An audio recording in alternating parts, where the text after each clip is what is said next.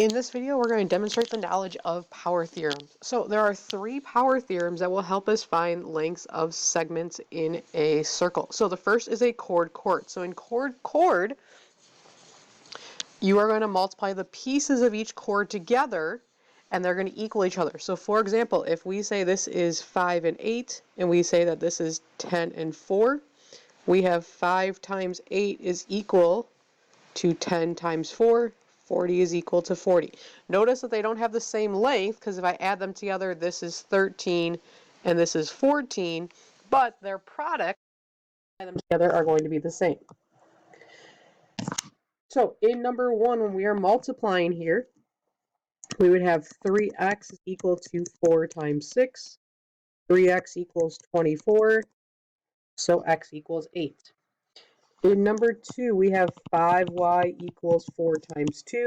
5y equals 8. When we divide, we're going to just leave it as a fraction of 8/5. In number 3, we have 2 k's, which means that these pieces are congruent because they have the same letter on them. So we would have k times k equals 4 times 9. K squared equals 36. The square root of 36 then is 6. Same thing in number 4. Both of these are z's. We have z times z equals 6 times 8. Z squared equals 48.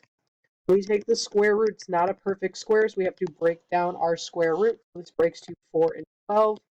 12 breaks to 4 and 3. So we have a pair of 4s and a 3 left over. In number 5, in circle P, CE is 4 and CD is 16, which means the other part of this segment is going to be 12 because 16 minus 4 is 12.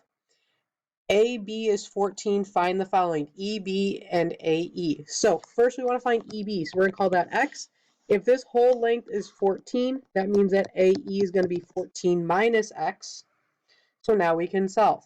So when we cross multiply, we have X times 14 minus X is equal to 4 times 12.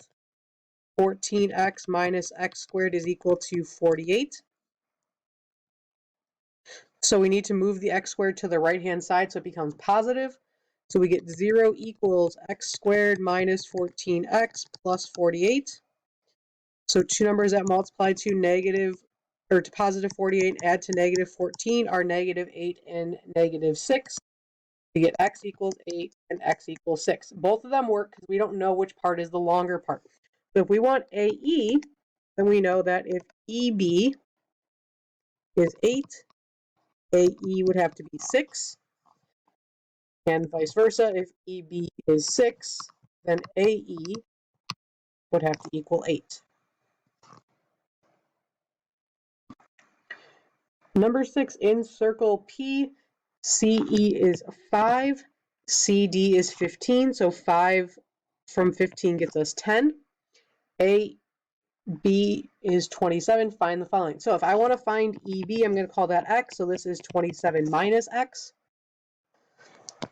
So we have X times 27 minus X equals 5 times 10. 27x minus x squared equals 50. 0 equals x squared minus 27x plus 50. So two numbers that multiply to 50 and add to negative 27. We have x minus 25 and x minus 2. So if we switch our signs, x is 25, x is 2. So when we go to find the other part, if EB is 25, that means that AE is going to equal 2. And if EB is 2, then AE is going to equal 25. The second secant is the second power theorem. So in secant, we are going to use the outside times the whole segment. So if the outside is 2 and this whole side is 10, we have this side is 4 and this whole side is 5. We would have 10 times 2 is equal to 5 times 4, so 20 equals 20. So let's apply this to some problems. So in the first one, we want to find x. So x is on the outside. This whole length is going to be 10 plus x. So we have x times 10 plus x equals, the outside is 8, and this whole segment is 12. So we get 10x plus x squared is equal to 96. So when we move the 96 over, x squared plus 10x minus 96 equal to 0. We need two numbers that multiply to negative 96 and add to 10. We have x plus 16 and x minus 6 equals 0. So x is negative 16 and x is positive 6. In number 8, the outside is 4. The whole length on the top is 10, 4 plus 6. And then on the bottom, the outside is 5. The whole length is 5 plus y. So we have 4 times 10 equals 5 times 5 plus y. So we get 40 equals 25 plus 5y. We can subtract 25 from both sides and divide. So y is 3. Number 9, our outside part is 4. So the whole length here is 15. The other outside is 6, and the whole length is 6 plus k. So we have 4 times 15 equals 6 times 6 plus k. We get 60 equals 36 plus 6k. 24 equals 6k, so k is 4. In number 10, our outside piece is 8. The whole length is 15. And then our outside part is q, and the whole length is q plus 2. So we have 8 times 15 is equal to q times q plus 2. So we get 120 is equal to q squared plus 2q. 0 is equal to q squared plus 2q minus 120. So two numbers that multiply to negative 120 and add to 2 are positive 12 and negative 10. When we switch our signs, we get q is negative 12 and q is positive 10. Negative 12 is not going to work because we cannot have a negative length. In number 11, AC is 3, BC is 5, AD is 2. So first we want to find what ED is. So we're going to call that whole segment X.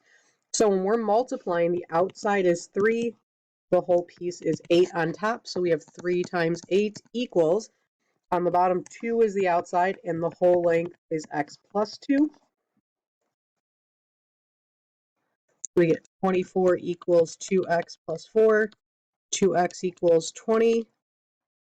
So x is 10. So if x is 10, that's representing the diameter. These other pieces are a radius, so it has to split that diameter in half. So all of these lengths are 5 and 5. Our last power theorem then is secant tangent. So in secant tangent, we're going to leave the secant the same way we've just been doing in the problems above. The tangent segment, though, is going to be squared. So, for example, we might have 9, 3, and this whole length is 27.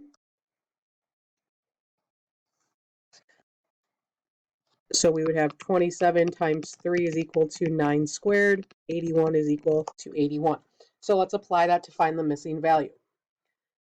So in number 12, the tangent is 10, so we have 10 squared equals, the outside piece is 5, and then our whole length is x plus 5.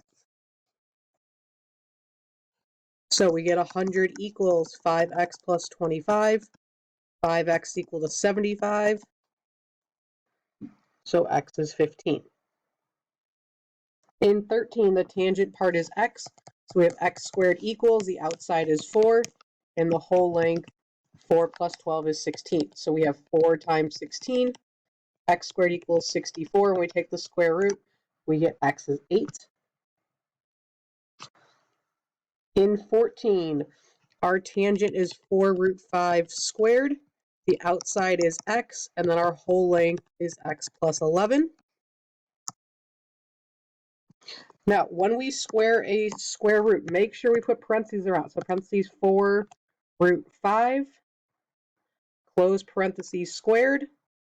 That's going to get us 80. So we have 80 equals x squared plus 11x. When we move the 80 over, we get x squared plus 11x minus 80.